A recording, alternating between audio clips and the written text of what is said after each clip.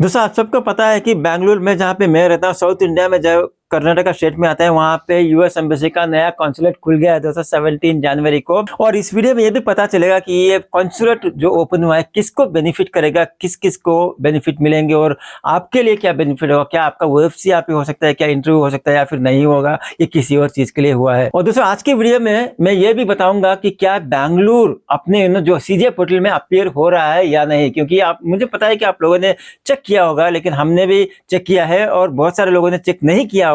तो मैं इस वीडियो में बताऊंगा कि क्या आप सिलेक्ट कर सकते हैं बेंगलुरु और नॉट। और दोस्तों रिसेंटली जो मीटिंग हुआ है, जो डिस्कशन हुआ है, हमारे ट्रम्प साहब का जो नए प्रेसिडेंट बनने वाला है या 20 तारीख को शपथ लेने वाले हैं, उनका क्या डिस्कशन रहा, क्या क्या होने वाला है उनका गवर्नमेंट आने के बाद, क्या अभी के टाइम पे जो लोग यूएस में है क्या उनको वापस भेज दिया जाएगा, क्या फिर डिपोर्ट कर दिया जाएगा, जो असाइलम अप्लाई किया है क्या उनका कैंसिल कर दिया जाएगा, जो B1 B2 वीजा में जा रहे हैं जो स्पेशली मेरा फेवरेट है, क्या आपका B1 B2 वीजा कैंसिल कर दिया जाएगा या फिर आपको B1 B2 वीजा नहीं दिया जाएगा। इंटरव्यू इतना मुश्किल कर दिए जाएंगे कि मतलब 10 में से सिर्फ एक लोग को अप्रूव करेंगे। तो ये सारी बातें आज के वीडियो में डिस्कस करेंगे दोस्तों, बहुत ही इंटरेस्टिंग होने वाला है। इंटरेस्टिंग की बात छोड़िए दोस्तों, बहुत ही इंपॉर्टेंट होने वाला है, इसलिए दोस्तों ये वीडियो कंप्लीटली देखिए, गौर से केयरफुली देखिए। तो दोस्तों हमारे चैनल पर नए आए हैं और इस वीडियो को देख रहे हैं तो आप सब्सक्राइब कर सकते हैं ताकि ऐसे ही वीडियो इंपॉर्टेंट यूएस एम्बेसी का न्यूज आपको देखने के लिए मिलेगा। तो चलिए आज का वीडियो शुरू करते हैं, डिटेल में डिस्कस करेंगे वन बाय वन। तो दोस्तों सबसे पहले बात करते हैं बेंगलुरु में जो यूएस कॉन्सुलेट ओपन हुआ है दोस्तों, जो 17 जनवरी को ओपन हुआ था। तो उससे पहले हम बात कर रहे थे अपने जो एमपी है यहाँ पे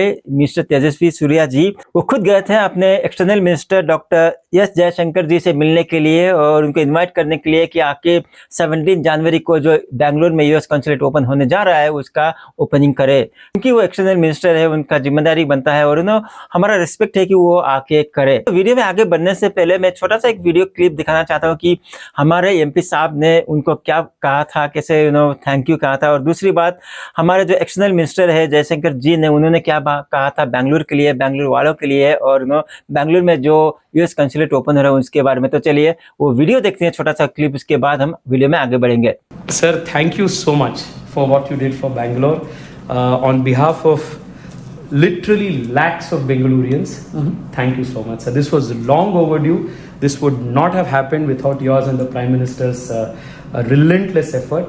Thank you so much. I have a special sentiment for Bengaluru and its people, and I am personally very, very excited at the prospect of a US consulate there. I intend to come in person. Amazing, sir. And I will certainly on that occasion maybe talk about the importance of this consulate. तो दोस्तों आपने video clip देख लिया और आपने सुन लिया कि क्या कहा था एमपी साहब ने और अपने एक्सटर्नल मिनिस्टर साहब ने, और मुझे आशा है कि आपको भी अच्छा लगा होगा। दोस्तों ये टाइम आ रहा है 20 साल के बाद, 2 डिकेड से, 2 डिकेड यानी कि 20 साल से ये बात चल रहा है कि बेंगलुरु में या फिर कहीं और पे एक एक्स्ट्रा कंसुलेट खोलने के लिए। देखिए दोस्तों सिर्फ बेंगलुरु में नहीं, अहमदाबाद में खोलने के लिए भी बात चल रहा है। वहाँ पे कंस्ट्रक्शन, यानी कि जहाँ तक मेरा जानना है, जहाँ पे मेरे को सुनने में आया कि वहाँ पे कंस्ट्रक्शन चालू है, अभी रेडी नहीं हुआ, वो भी टाइम लगेगा, लेकिन बेंगलुरु में शुरू हो चुका है ऑफिशियली यूएस कॉन्सुलेट। 17 जनवरी को इनॉग्रेशन हुआ था। जब मैं बोल रहा हूँ कि ऑफिशियली, तो दोस्तों एज पर प्लान सक्सेसफुली 17 जनवरी को इनॉग्रेशन हो चुका है यूएस कॉन्सुलेट ऑफिस बेंगलुरु में। दोस्तों जो अभी का ऑपरेशन है दोस्तों शुरू करेंगे होटल से, JW मैरियट बोल के होटल है बेंगलुरु में, जहाँ पे सनमार्क्स रोड में है। दोस्तों मैं भी वहीं पे रहता हूँ, मेरा भी जहाँ पे रहता हूँ हार्डली एक 4-5 किलोमीटर का दूरी है, मेरे को पता है। और दोस्तों क्योंकि ये होटल में किया है, मतलब मुझे नहीं लगता है कि मतलब आई रियली डोंट नो, मैं अज्यूम कर रहा हूँ कि हजारों की तादाद में क्या वहां पे अकोमोडेट कर पाएंगे या नहीं, ये क्वेश्चन मार्क है। लेकिन अच्छी बात है कि ऑफिशियली शुरू हो चुका है। जब तक दोस्तों बेंगलुरु में एक्सक्लूसिव फैसिलिटी नहीं बना दिया जाएगा यूएस एम्बेसी के लिए, तब तक होटल मैरियट से जो सनमार्क्स रोड बेंगलुरु में वहीं से ऑपरेट कर दिया जाएगा। जो भी इमिग्रेशन का, यूएस इमिग्रेशन का पॉलिसी से जो भी प्रोसेसिंग है दोस्तों, बेंगलुरु ऑफिस जो वहीं से करेंगे। दोस्तों जैसे कि दोस्तों आप सबको पता भी होगा, न्यूज़ में पढ़े भी होंगे कि जैसे कोई काम होता है, आ जाते हैं थोड़ा सा, कभी कभी पॉलिटिक्स भी शुरू हो जाता है कि भाई ये काम हमने किया, ये काम हमने किया। कोई करता है, कोई क्रेडिट लेने की कोशिश करता है या फिर ये भाई जो भी करे, मतलब थोड़ा सा पॉलिटिक्स होता है। इसलिए यहाँ पे भी इस मामले में भी हुआ दोस्तों, जिसने भी किया है, कोई बोलता है कि हमने किया है, यहाँ पे स्क्रीनशॉट डाल दूंगा, कोई कहता है कि नहीं हमने किया है, और कुछ लोग कहते हैं कि देखिए जिसने भी किया है मतलब ये काम इसलिए है, यानी कि कुछ लोग बोलते हैं कि बैंगलोर पीपल के लिए वीजा प्रोसेसिंग हुआ है। दोस्तों मेरा मानना, मेरा ओपिनियन है कि दोस्तों किसी के लिए भी किया हो, किसने भी किया हो काम, अच्छी बात है, यानी कि कोई भी गवर्नमेंट ने किया हो बहुत अच्छी बात है। लेकिन पब्लिक की किया है, पब्लिक के लिए किया है, हमारे लिए किया है, बैंगलोर वासी के लिए किया है, और जो इंडिया में बैंगलोर से बाहर भी जो लोग हैं वो यहाँ पे आके इंट्रो करेंगे, सबके लिए किया है। इसके लिए मेरे को बहुत खुशी हो रही है। जिसने भी किया है बहुत अच्छा काम किया है, आई थैंक यू फॉर देम, और सब लोग थैंक कर रहे हैं, इट्स वेरी गुड। जो पॉलिटिक्स में हम ना पढ़े, हम फोकस करते हैं यूएस वीजा और यूएस कॉन्सुलेट ऑफिस के बारे में, जो यानी कि हमारे लिए डेवलपमेंट की बात है, हमारे लिए खुशखबरी है, क्योंकि अब तक 5 कंसुलेट थे, 5 में से अब 6 बन गए, यानी कि वीजा अपॉइंटमेंट मिलने का चांसेस बढ़ गया। ये नया ऑफिस बैंगलोर से दोस्तों सबसे पहले यूएस सिटीजन्स के लिए करेंगे दोस्तों, जो भी उनका डॉक्यूमेंटेशन काम है, जो यूएस सिटीजन यहाँ पे आए हैं किसी काम के लिए, रहने के लिए या फिर किसी ऑफिशियल काम के लिए, उनका कुछ डॉक्यूमेंटेशन में कोई प्रॉब्लम आ गया, या फिर वीजा में प्रॉब्लम आ गया, इंडिया का वीजा में, या फिर पासपोर्ट में प्रॉब्लम आ गया, उनको हेल्प करने के लिए ये सबसे पहले उसमें फोकस करेंगे दोस्तों। उसके बाद पैरेलली हो सकता है कि दूसरे कैटेगरी जो भी यानी कि टूरिस्ट वीजा के लिए, जैसे B1 B2 वीजा के लिए हो, वर्क परमिट वीजा के लिए, जैसे यानी कि H1B वीजा हो, यानी कि F1 स्टूडेंट्स वीजा हो, L1 वीजा हो, उसके लिए भी अपॉइंटमेंट के लिए और डॉक्यूमेंटेशन वर्क के लिए भी काम करेंगे। अब इमीडिएटली दोनों साथ में होगा या नहीं पता नहीं मेरे को, या इमीडिएटली B1 B2 वीजा और H1B वीजा के लिए अपॉइंटमेंट लेंगे, वो नहीं होगा अभी फिलहाल जो मुझे जानने में आया है कि specially they will try to focus on help US citizens only.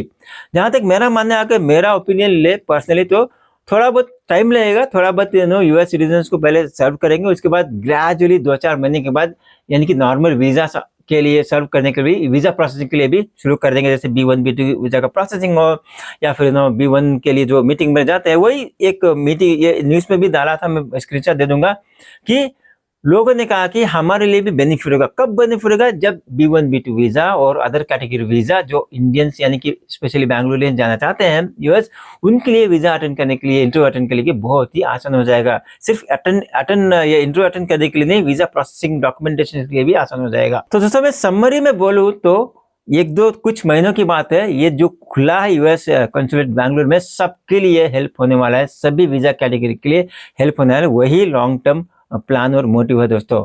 तो एक प्लस पॉइंट है, मैं तो बहुत खुश हूँ, कांग्रेचुलेशन सबके लिए। So it will take time but it will really help. अब दोस्तों थोड़ा सा बात करते हैं कि ये बैंगलोर में कंसुलेट ओपन हुआ है, वो बहुत ज्यादा किसके लिए हेल्प होगा? देखिए ओवरऑल देखें तो सबके लिए हेल्प होगा, इंडिया में जो भी है सबके लिए होगा, क्योंकि जो भी इंडिया में है वो चाहे तो बैंगलोर में आके इंटरव्यू दे सकते हैं, अपना बायोमेट्रिक भी कर सकते हैं। लेकिन दोस्तों सबसे हेल्प किसको होगा? सबसे ज्यादा बैंगलोरियंस को होगा। जैसे मैं हूँ, मेरे लिए हेल्प होगा। जैसे कि बैंगलोर में जो रहते हैं उनके लिए बहुत नजदीक कौन सा है कंसुलेट ऑफिस? उनको चेन्नई जाना पड़ता है, यहाँ से 300 किलोमीटर के करीब है। फ्लाइट में जा सकते हैं, यानी कि आधा 1 घंटा में, 1.5 घंटा में पहुंच जाते हैं, मैक्सिमम बोल रहा हूँ मैं, पूरा मिला के। या रोड से जा सकते हैं, 4-5 घंटा में पहुंच सकते हैं। ट्रेन में जा सकते हैं, यानी कि ट्रेन में भी वो एक ओवरनाइट जर्नी है, 5-6 घंटा लग जाता है। ठीक है, कभी कभी स्पीड में जाओ तो मतलब फास्ट ट्रेन में जाओ तो 4-5 घंटा भी लग सकता है।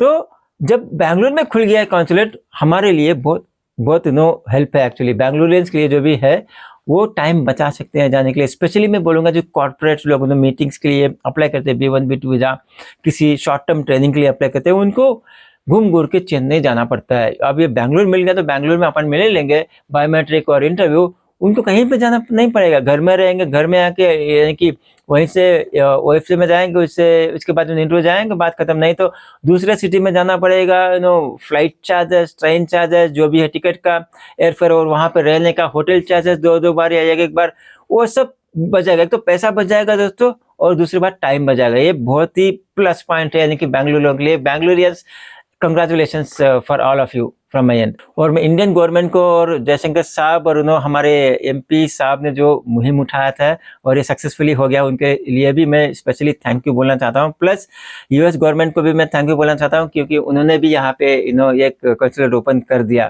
थैंक यू सो मच दोस्तों। ये तो हो गया बैंगलोर के बारे में दोस्तों, बैंगलोर में जो कंसुलेट ओपन है उसके बारे में डिस्कशन हो गया दोस्तों। अभी थोड़ा सा दूसरा तरफ बढ़ते हैं जो वेरी इंपॉर्टेंट है आपके लिए, कि भाई अभी क्या स्टेटस है। आप सबको पता है कि हमारे ट्रम्प साहब प्रेसिडेंट बन गए हैं और 20 तारीख को शपथ लेने वाले हैं, और 20 तारीख को 20 जनवरी से ऑफिशियली वो प्रेसिडेंट बन जाएंगे और बहुत सारा पावर मिल जाएगा उनको। वो क्या क्या करेंगे नहीं करेंगे वो उनके हाथ में है। अब हम बात करते हैं ये इमिग्रेशन के बारे में दोस्तों। दोस्तों वो बहुत ही स्ट्रिक्ट एक्शन लेने वाले हैं। मैं एक्शन नहीं बोलूंगा, स्ट्रिक्ट पॉलिसीज बनाने वाले हैं दोस्तों, जो आपके लिए जानना बहुत ही जरूरी है। तो कोई भी वीजा अप्लाई करने के लिए या यूएस जाने के लिए आपको 10 बार सोचना पड़ेगा। दोस्तों रिसेंटली जो मीटिंग हुआ था, कॉन्फ्रेंस हुआ था, जो डिस्कशन हुआ था दोस्तों, वहां पे कुछ डिस्कशन हुआ था जो लागू करेंगे, बहुत जल्द लागू कर सकते हैं, वो इम्प्लीमेंट कर सकते हैं। जो ये वीडियो क्लिप पे देखिए, आप सुनिए, उसके बाद मैं एक्सप्लेन करूंगा कि उन्होंने क्या किया है, क्या बोला है और क्या क्या हो सकता है आगे जाके आपके लिए। On day one, I will launch the largest deportation program in American history. Trump has a two-pronged approach to deal with the migration problem. First, getting rid of illegal immigrants who are already in the US with a massive deportation drive. Trump says that he will round up all undocumented migrants and kick them out. Can he really do that? Well, it is possible because Trump has an ace up his sleeve. I'll invoke the Alien Enemies Act of 1798. Did you know that? I had to go back that far. We couldn't find anything because modern day politicians, even sort of old, nobody had the courage of these original people. Trump had to go very far back, but he found a law that could allow him to deport people. America's Alien Enemies Act. तो दोस्तों video clip तो आपने देख लिया होगा, सुन लिया होगा, पता नहीं कितना समझ में आया, कितना ना समझ में आया, लेकिन मैं एक्सप्लेन करूंगा one by one, point by point. दोस्तों फर्स्ट पॉइंट, वहां पे जो इलीगली वहां पे ठहरे हैं, बिना कोई डॉक्यूमेंट के, बिना कोई वीजा के, बिना कुछ परमिट के वहां पे ठहरे हैं, उनको आइडेंटिफाई करके उनको डिपोर्ट कर दिया जाएगा अपने अपने कंट्री। आप लिख के ले लो, बहुत जल्द लागू होने वाला है। जो भी इलीगली वहां पे ठहरे हैं, जो डंकी मार के जाते हैं, जो भी है, मतलब बिना डॉक्यूमेंट के B1 B2 वीजा में वहां पे जाके ठहरते हैं, सबको वापस भेज दिया जाएगा। दोस्तों सेकंड पॉइंट, दोस्तों जिसने भी असाइलम अप्लाई किया है यूएस में, उनका रिव्यू होगा दोस्तों, यानी कि जो भी मतलब अप्लाई किए हैं दोबारा चेक करेंगे। अगर उनको लगता है कि आपका असाइलम एप्लीकेशन जेन्युइन है, आपका रियल रीजन है, आपने जो रीजन दिया है असाइलम एप्लीकेशन में, पिटीशन में सही है, तो उसको आगे बढ़ा दिया जाएगा। या फिर अगर उनको लगे कि गलत है, आप झूठ मूठ के रीजन देख के आप असाइलम अप्लाई किए हैं, वो आइडेंटिफाई करके आपको भी डिपोर्ट कर दिया जाएगा। इसलिए दोस्तों जो भी असाइलम करने किया है, मतलब वो सोच समझ कर करना, रियली मतलब असाइलम का आपका रीजन है तभी करना, नहीं करना। असाइलम क्या होता है दोस्तों, ये नहीं कि जब भी जो भी चला गया किसी भी वीजा में जाके असाइलम लेके वहां पे सेटल, ऐसा नहीं होता। जो भी डंकी मार के जाए वहां पे यूएस में ठहर जाए असाइलम लेना के, ऐसा नहीं होता। जो आपने फिल्मों में देखा, ऐसा नहीं होता दोस्तों।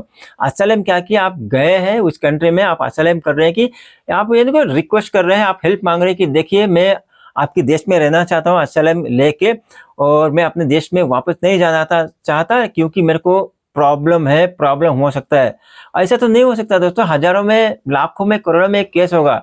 जो भी ये कुछ लोग असाइलम अप्लाई करते हैं, झूठ मूठ का होता है। मतलब correct me if I am wrong, मैं अपने ओपिनियन दे रहा हूँ, पर्सनल ओपिनियन।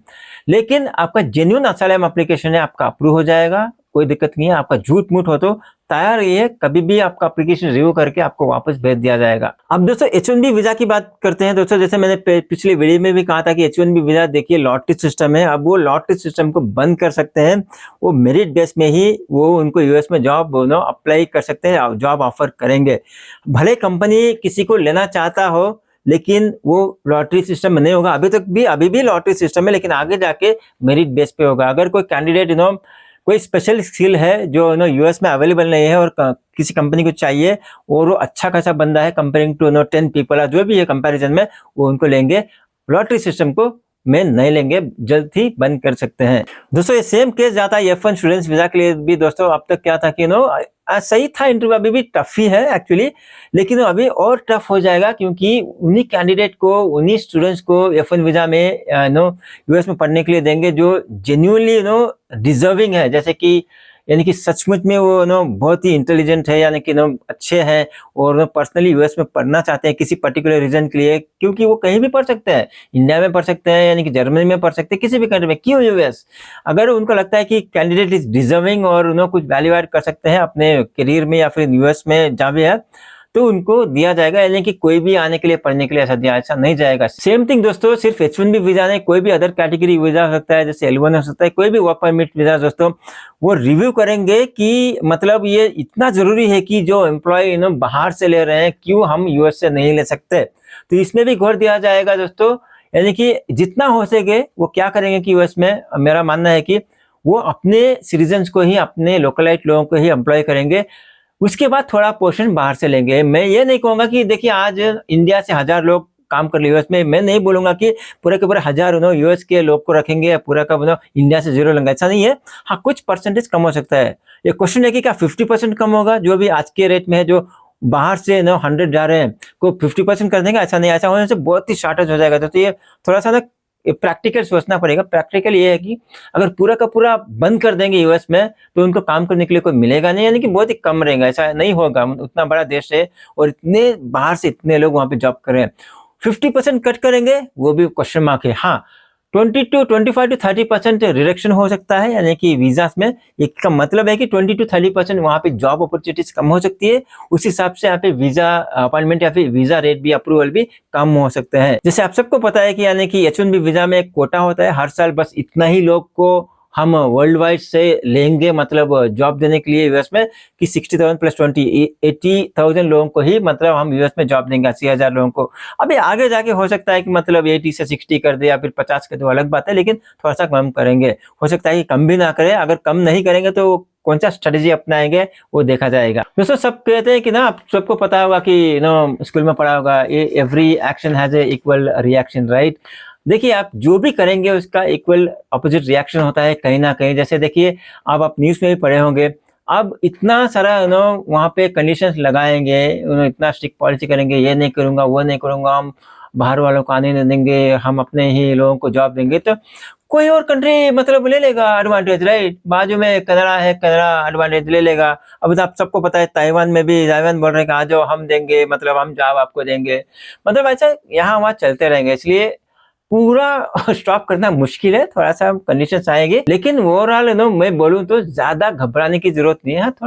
थोड़ा सा स्ट्रिक्ट हो जाएगा, पॉलिसी स्ट्रिक्ट हो जाएंगे, आपका इंटरव्यू प्रोसेस में बहुत स्ट्रिक्ट हो जाएगा, और आपका जो इंटरव्यू है यूएस वीजा का, जो भी कैटेगरी हो, बहुत स्ट्रिक्ट हो जाएगा। तो दोस्तों, आप सबको लगा कि मैं इतना देर से बात कर रहा हूँ बैंगलोर में जो यूएस कंसुलेट ओपन हो रहा है और यूएस में इम्प्लीमेंट करने वाला है, जो 20 तारीख के बाद क्या होगा क्या नहीं होगा।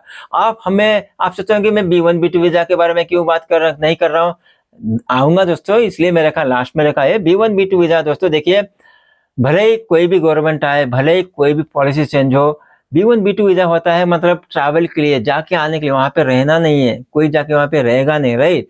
जाके आएंगे, घूम के आएंगे, किससे मिलने के लिए आएंगे, मिल के आएंगे, या फिर कोई मीटिंग करके आएंगे। ये इसको बंद नहीं किया जा सकता। B1 B2 वीजा को स्टॉप करेंगे तो मूवमेंट ही बंद हो जाएगा। जब मूवमेंट ही बंद हो जाएगा तो ना लेना ना देना, कैसे करेंगे बिजनेस, कैसे होगा ट्रैवल, कैसे होगा टूरिज्म, ये कभी बंद नहीं होगा दोस्तों। इसमें कम भी नहीं करेंगे, मुझे जहां तक मेरा मानना है, एनालिसिस है, कम नहीं करेंगे अकाउंट। हाँ, अभी जैसे ट्रम्प सबका यह है कि मानना है कि इम्प्लीमेंट करेंगे कि इलीगल इमिग्रेंट्स को अवॉइड किया जाएगा, इलीगल इमिग्रेंट्स को आइडेंटिफाई कर बाहर कर दिया जाएगा, और जो भी लोग यूएस में आना चाहते हैं, किसी भी कैटेगरी में आके इलीगली वहां पे रहना चाहते हैं, जैसे B1 B2 वीजा में जाके कोई लोग आता नहीं है, या फिर F1 वीजा में जाके वहां पे जॉब ढूंढ कर रहते हैं, इसको बहुत ही स्ट्रिक्टली एनालाइज कर दिया जाएगा। जैसे स्टार्टिंग फ्रॉम B1 B2 अभी भी स्ट्रिक्ट है इंटरव्यू, आगे जाके दोस्तों B1 B2 का इंटरव्यू और भी स्ट्रिक्ट हो जाएगा, यानी कि वो इन डेप्थ एनालाइज करेंगे आपको इंटरव्यू में। हो सकता है कि 4-5 क्वेश्चन के बजाय आपको 10-15 क्वेश्चन में पूछे। इसमें वो ये देखेंगे कि मतलब आपको अवॉइड नहीं करना, ये नहीं कि आपको यूएस में नहीं जाना, ऐसा नहीं है। वो ये देखेंगे कि आप पर्पस ऑफ विजिट, आप बोल रहे हैं कि मेरे को मीटिंग में जाना है, क्या आप सचमुच में मीटिंग में जा रहे हैं? मीटिंग में जाके क्या आप वापस आ जाएंगे, या कोई आपका इंटेंशन नहीं है कि वहां पे कोई जाके जॉब वॉब करे या फिर वहां पे ठहर जाए, ऐसा देखेंगे। प्लस ये भी देखेंगे कि आप जब यूएस जा रहे हैं, आप बोल रहे हैं कि घूमने के लिए जा रहा हूँ, क्या घूमने के लिए सचमुच में घूमने के लिए जा रहे हैं, या आपका कोई और इंटेंशन है, या कोई किसी ने बुलाया आपको, जो छोटा मोटा जॉब करता है, वहां पे जाके घुस के एक बार यूएस में घुस के वापस नहीं आएंगे, इलीगली रह जाएंगे। या फिर आप जेन्युइनली जा रहे हैं, जेन्युइनली जाने के लिए आपके पास क्या सपोर्टिंग डॉक्यूमेंट है, यानी कि आप क्या जॉब कर रहे हैं, कहाँ पे जॉब कर रहे हैं, और आपकी क्या फैमिली है, क्या प्रॉपर्टी है, मतलब ये सब देख के वो तय करते हैं कि क्या आप genuinely B1 B2 visa apply करके जाके वापस आ जाएंगे या नहीं। मतलब बहुत ही स्ट्रिक्ट हो जाएगा इंटरव्यू, बट स्टॉप नहीं करेंगे। अगर दोस्तों आपने B1 B2 वीजा किसी जेन्युइन कारण के लिए अप्लाई किया है, यानी कि घूमने के लिए, हॉलीडे के लिए, या फिर मीटिंग अटेंड करने के लिए, या फिर कोई मेडिकल इमरजेंसी के लिए, और आप प्रेजेंट कर पाते हैं सही तरीके से और प्रॉपर डॉक्यूमेंटेशन आपके पास है, आपका वीजा अप्रूव हो जाएगा। वो आपका वीजा रिजेक्ट करेंगे नहीं, कोई ये नहीं मानता, भले ही वो कोई भी गवर्नमेंट आ जाए, कितना भी स्ट्रिक्ट पॉलिसी हो, आपका रिजेक्ट नहीं करेंगे। लेकिन भले कोई भी गवर्नमेंट हो या ना हो, पॉलिसी स्ट्रिक्ट हो या ना हो, अगर आपने B1 B2 वीजा अप्लाई किया किसी यानी कि हॉलीडे के लिए, किसी मीटिंग के लिए, लेकिन आपका मन में इंटेंशन कुछ और है, वहां पे आपका गलत धारणा है जाके कुछ वहां पे रहने का, वापस नहीं आने का, आपका वीजा रिजेक्ट हो जाएगा। क्योंकि वो इन डेप्थ एनालिसिस करेंगे, आपका जो DS-160 फिल किया है वो इन डेप्थ एनालाइज करके चेक करेंगे, उस पर क्रॉस क्वेश्चन करेंगे, आपके बारे में जानेंगे, आपको क्रॉस क्वेश्चन कर दिया जाएगा, उसमें आप पकड़े जाएंगे, आपका वीजा रिजेक्ट कर दिया जाएगा। और बाई चांस, बाय मिस्टेक वो गलत वीजा अप्रूव हो जाता है, वो US में घुस जाते हैं, उसके बाद भी वो कभी ना कभी आइडेंटिफाई करके आपका वीजा लाइफ लॉन्ग बैन कर सकते हैं। तो इसीलिए दोस्तों आप कोई भी वीजा कैटेगरी अप्लाई करें, उस कैटेगरी वीजा का गाइडलाइंस के हिसाब से आप प्रोसेसिंग करें, उस कैटेगरी के गाइडलाइंस के हिसाब से आप इंटरव्यू तैयारी करके दें, और जो भी उस वीजा का कैटेगरी के हिसाब से है उसी हिसाब से US में जाके वापस आना है या फिर रहना है। जो भी वीजा अलो करता है वही करना है दोस्तों। जो वीजा कैटेगरी का गाइडलाइन अलो नहीं करता है वो काम आपको नहीं करना है। तो दोस्तों अगर आपको B1 B2 वीजा का प्रोसेसिंग में अगर आपको हेल्प चाहिए एप्लीकेशन में, आप हमको ईमेल कर सकते हैं, मैं आपको हेल्प करने की कोशिश करूंगा। और B1 B2 वीजा का और या कोई भी कैटेगरी वीजा का, मुझे पता है कि आपको दिक्कत हो रहा है अभी अपॉइंटमेंट मिलने के लिए, अगर मेरी हेल्प चाहिए अपॉइंटमेंट के लिए आप तो ईमेल कर सकते हैं। मैं कोशिश करूंगा कि आपको हेल्प करने के लिए, ताकि आपको अर्ली अपॉइंटमेंट मिल जाए। हो सकता है फरवरी का, मार्च का, जो भी अप्रैल तक का, मतलब सिंगल के लिए आज के हिसाब से मैं बताऊं तो दोस्तों सिचुएशन ऐसा है कि आप सिंगल एप्लीकेंट है, अप्लाई करते हैं तो आपको मिल जाएगा 4-6 महीने के बाद का। आप 2 कपल वीजा है, यानी कि 2 लोग का एप्लीकेशन है, आपको 1 साल तक भी लग सकता है, फिर 4-6 महीने का भी मिल सकता है। हाँ, अगर आप इंटरव्यू अटेंड करने के तैयार है इंडिया में किसी भी लोकेशन में, आपको थोड़ा सा आसान मिल सकता है। अगर आप बोलेंगे नहीं मेरे को दिल्ली में ही चाहिए, नहीं मेरे को मुंबई में ही चाहिए, कोई डेडिकेटेड लोकेशन चाहिए, थोड़ा मुश्किल है दोस्तों। हाँ, अगर आपको यानी कि थोड़ा अर्ली स्लॉट चाहिए, जैसे सिंगल के लिए, एनीवेयर लोकेशन के लिए, मतलब फरवरी मार्च के अंदर या फिर 1-2 महीने के अंदर या 2-3 महीने के अंदर, आप ईमेल कीजिए मेरे को, देखते हैं कि अगर मैं हेल्प कर सकता हूँ तो हेल्प करूंगा जरूर। तो चलिए दोस्तों आज की वीडियो में इतना ही। आशा करता हूँ कि ये वीडियो आपको अच्छा लगा, बहुत ही अच्छा इन्फॉर्मेशन मिला होगा बैंगलोर वाले के लिए। Again congratulation for the new consulate office, और कंग्रेचुलेशन ट्रम्प साहब को भी, जो 20 तारीख से ऑफिशियली अपना प्रेसिडेंसी लेने वाले हैं। और जो भी वो पॉलिसी इम्प्लीमेंट करेंगे, आशा करता हूँ कि वो पब्लिक फ्रेंडली होगा और सब लोग उस पॉलिसी को अडियर करेंगे, और ट्रम्प साहब ज़्यादा से ज़्यादा लोगों को वेलकम करे हॉलीडे के लिए, टूरिज्म के लिए, या फिर किसी मीटिंग के लिए। तो चलिए दोस्तों इसके साथ मैं वीडियो एंड करना चाहता हूँ। अगर इस चैनल पे आप पहली बार आए हैं और वीडियो देख रहे हैं तो आप सब्सक्राइब कर सकते हैं, ताकि ऐसा ही वीडियो टाइम टू टाइम आपको मिलते रहे। तो चलिए मैं मिलता हूँ आपसे नेक्स्ट वीडियो में, तब तक टेक केयर, बाय बाय।